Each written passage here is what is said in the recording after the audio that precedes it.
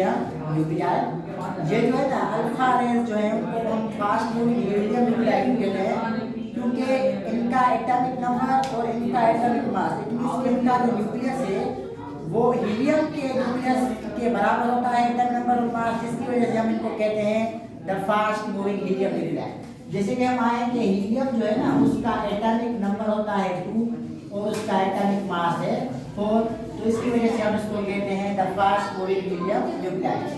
और beta ray जो होते हैं वो they are consist of electron. Beta ray जो है इनको आप कह सकते हैं द फास्ट मूविंग इलेक्ट्रॉन्स, इसको आप क्या कहते हैं द फास्ट मूविंग इलेक्ट्रॉन।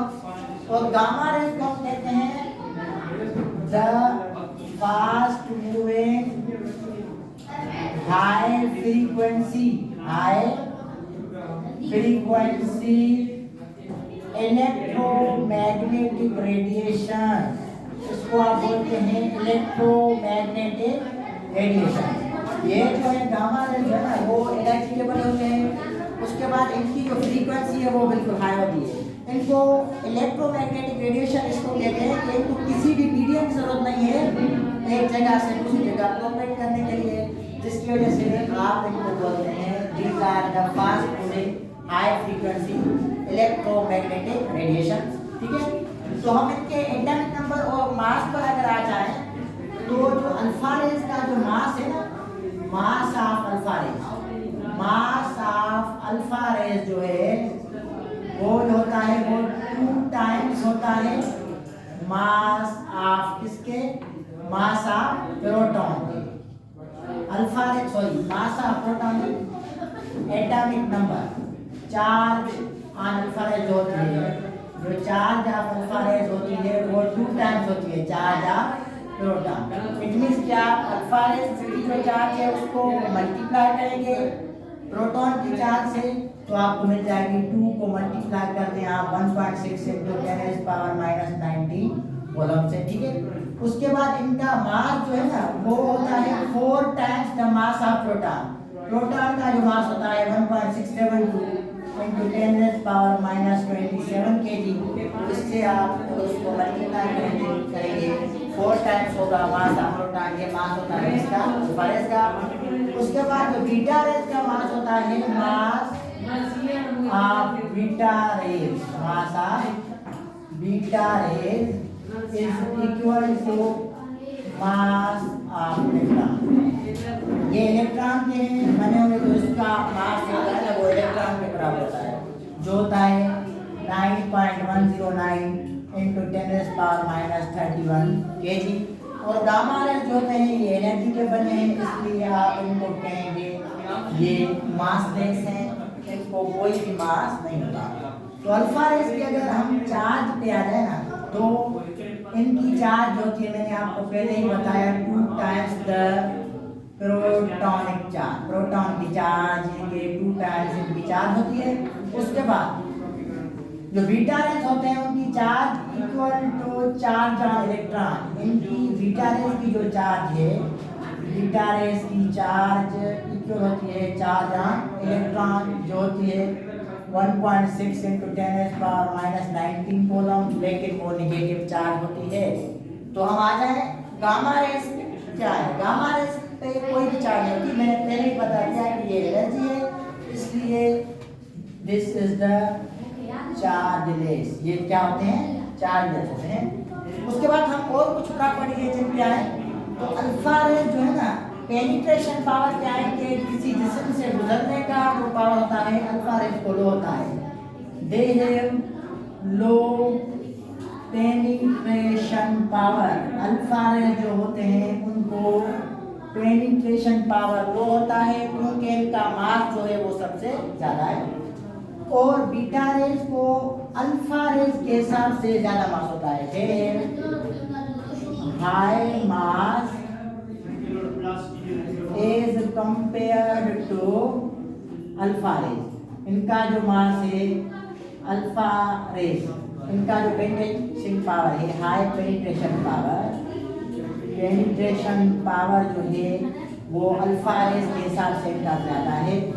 क्योंकि इनको जो मास होता है वो इससे थोड़ा कम होता है अल्फा रेज से। यही बात समझ में।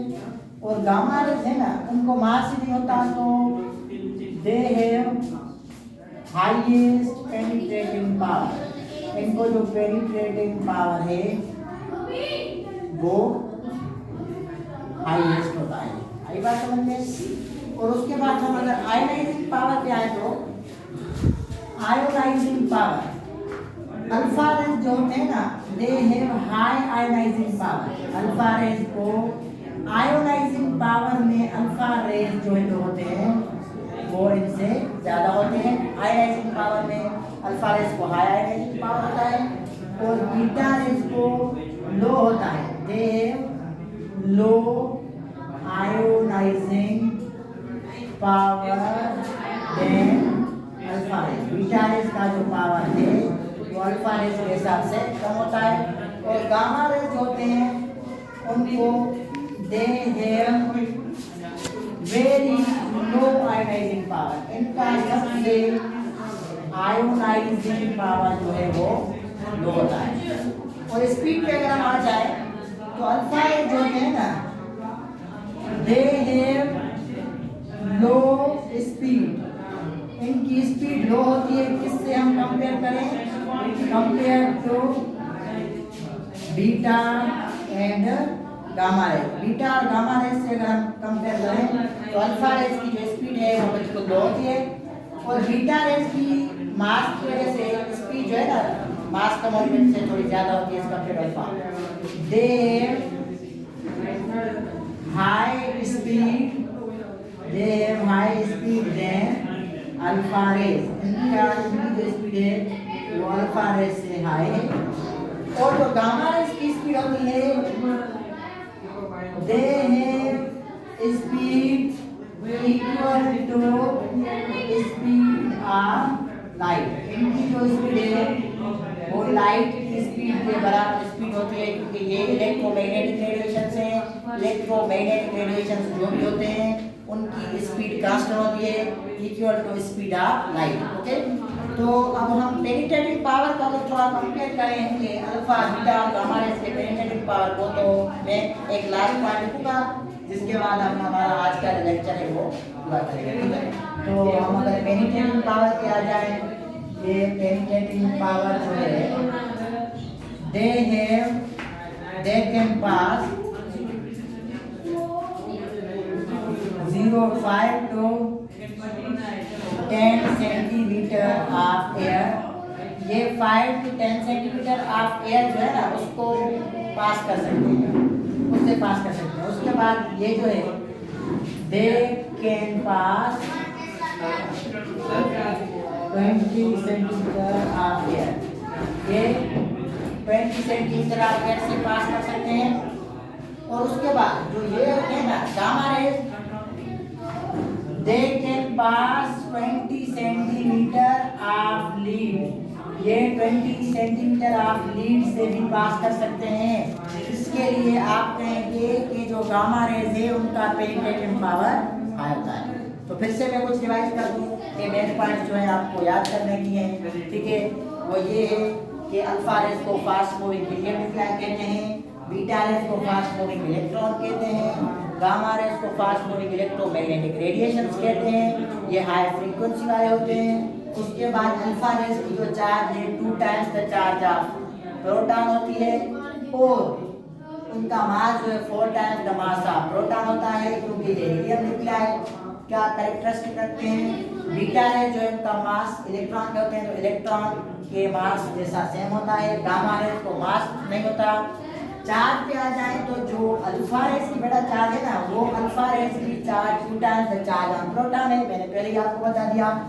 और बीटा रेज की चार्ज जो है वो इलेक्ट्रॉन की चार्ज के बराबर है, नेगेटिव चार्ज 1.6 × 10⁻19 कूलम। और गामा रेज जो है वो चार्जलेस है। पेनिट्रेशन पावर पे आ जाए तो अल्फा रेज को मास ज्यादा होने की वजह से पेनिट्रेशन पावर लो है, बीटा रेज को उससे थोड़ा ज्यादा पेनिट्रेशन पावर है और गामा रेज को उससे भी ज्यादा पेनिट्रेशन पावर है, क्योंकि गामा रेज का मास जो है वो 0 है, वो मासलेस है। ये बात समझते हैं। उसके बाद अगर हम आयोडाइजिंग पावर पे आए तो अल्फा रेस का हाई आयोडाइजिंग पावर है। आयन जो ज़्यादा प्रोड्यूस कर सकता है, जो ब्रेक हो सकता है, वो अल्फा हो सकता है। और बीटा रेस आयन प्रॉपर्टी में आयोडाइजिंग पावर में अल्फा से थोड़ा लो, और गामा आयोडाइजिंग पावर में इन सबसे लो है, ठीक है। और लास्ट जो पॉइंट है वो स्पीड वाली जो है ना, स्पीड पे अगर हम आ जाए तो अल्फा रेस की जो स्पीड है वो लो होती है क्योंकि इनका मास ज़्यादा है, और बीटा की इससे थोड़ा ज़्यादा स्पीड होती है, और गामा की हाईएस्ट स्पीड होती है इक्वल स्पीड ऑफ लाइट। और ये था हमारा आज का लेक्चर, और दूसरे लेक्चर में हम आएंगे जो हमारा टॉपिक होगा वो रदरफोर्ड एटॉमिक मॉडल के साथ। उससे पहले मैं आपको ये बता दूं कि हमारे चैनल को लाइक और सब्सक्राइब करना मत भूलें। केमिस्ट्री फिजिक्स को सब्सक्राइब और लाइक कर दें, और हम आएंगे इंशाल्लाह नेक्स्ट वीडियो में रदरफोर्ड एटॉमिक मॉडल के साथ, या फिर अल्फा बीटा का हमारे बम्बार्डमेंट होगी तो एटॉमिक नंबर और मास पे क्या होगा। Thank you.